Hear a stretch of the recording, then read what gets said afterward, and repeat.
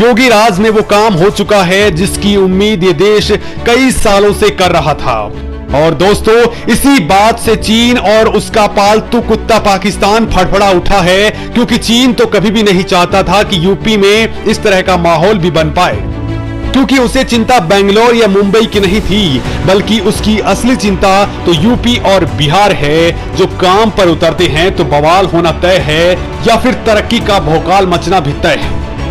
लिहाजा दोस्तों, बिना देर किए आपको बताता हूं दुनिया की सबसे ताकतवर मिसाइल ब्रह्मोस की यूपी में हाई पावर एंट्री के बारे में, जो दोस्तों सच में नया भूचाल लाने वाली है।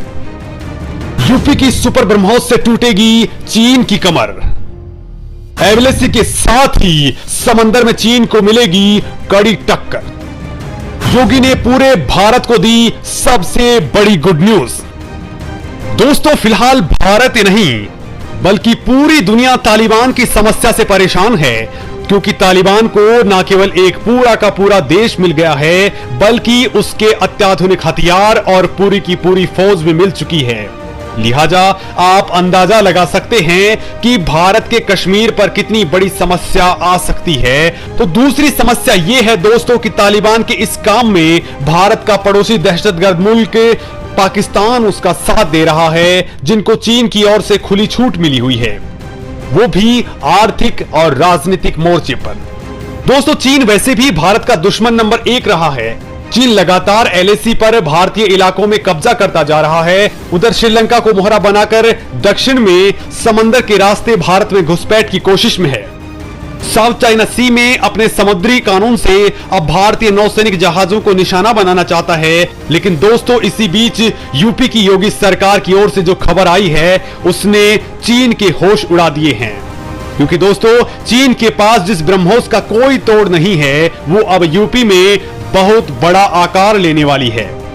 ब्रह्मोस एरोस्पेस ने लखनऊ में बाकायदा 200 एकड़ जमीन तैयार कर ली है, जहां से अब केवल 3 महीनों के भीतर ही काम शुरू हो जाएगा। दोस्तों, इतना ही नहीं, कंपनी अगले 3 सालों के भीतर 100 से ज्यादा ब्रह्मोस मिसाइलें भी बनाने वाली है। इतना नहीं, योगी सरकार देश की हिफाजत के लिए काम करने वाली 22 डिफेंस कंपनियों के लिए भी अलीगढ़ में जमीन दे चुकी है, जहां न केवल ड्रोन और मिसाइलें बनेगी, बल्कि छोटे हथियारों और गोला बारूद का भी उत्पादन होने वाला है। दोस्तों, ब्रह्मोस मिसाइल बनाने वाली कंपनी ब्रह्मोस एरोस्पेस अब यहां नेक्स्ट जनरेशन ब्रह्मोस के साथ ही दूसरी एडवांस मिसाइलों को भी बनाने वाली है।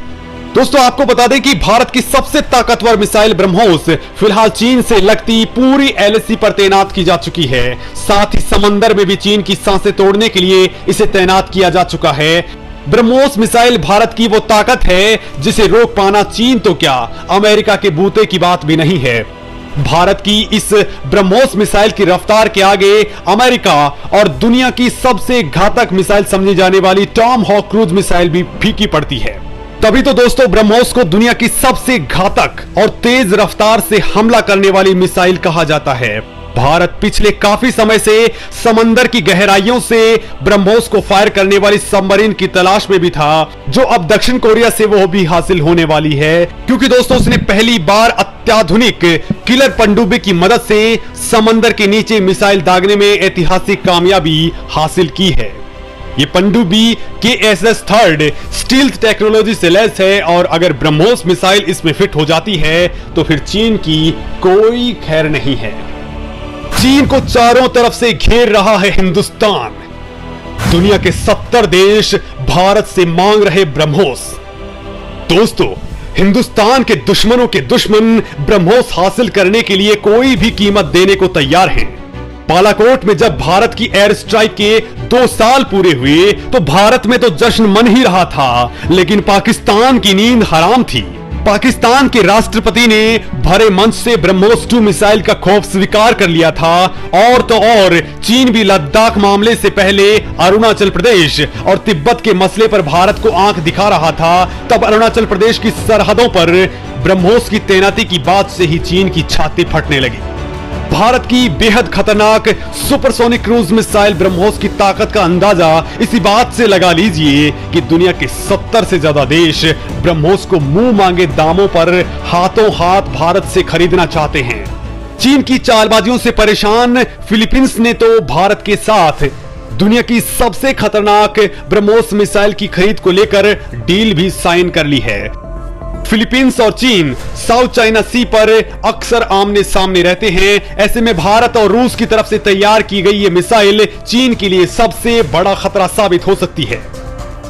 दोस्तों, भारत और रूस धीरे धीरे ब्रह्मोस की सीमा को बढ़ाने के लिए काम कर रहे हैं, साथ ही थर्ड वर्ल्ड को मिसाइल का निर्यात करना शुरू कर रहे हैं, जिसकी शुरुआत फिलीपींस के साथ हो रही है।